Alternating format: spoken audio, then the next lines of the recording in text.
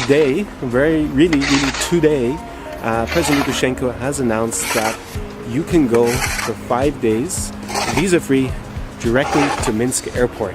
I'm just about to leave Grodno for Minsk. It's going to be about a 4-hour trip. Looking forward to getting there and celebrating New Year's. Apartment in Minsk should have a dancing pool. Looking forward to see who'll be dancing that later. Put a view onto. We are meeting there and I'm so excited to go because I really wanted to go there for a long time and I have never been there before.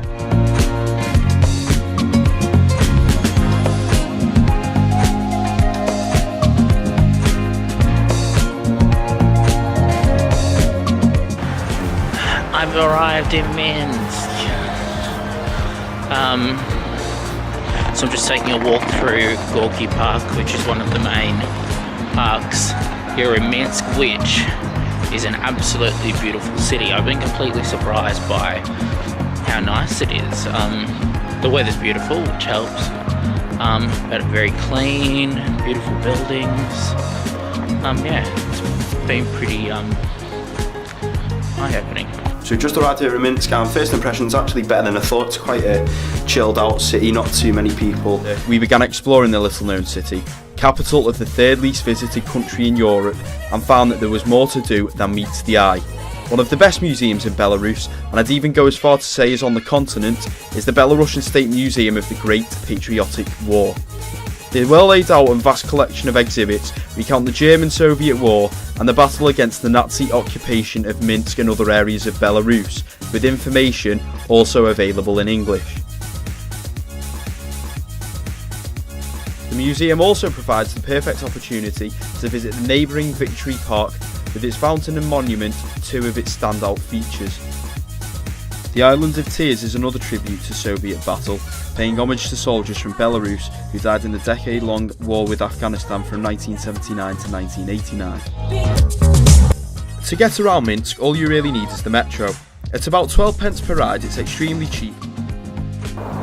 Also went to the old town. You can walk around, it has old architecture, it's like a little bit of a hilly thing, but nothing too special, nothing that you haven't seen in other European nations.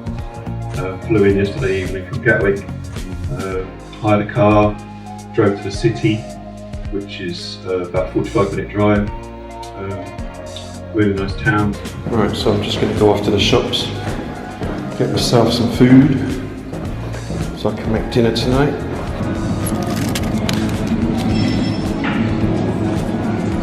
This looks quite yummy. Maybe take two.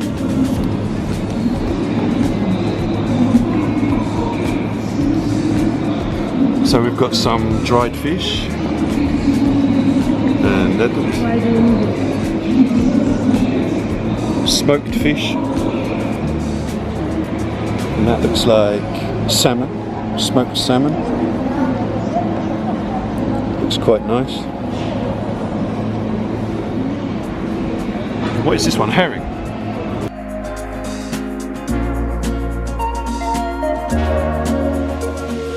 Call this fried kartoshka. Delicious.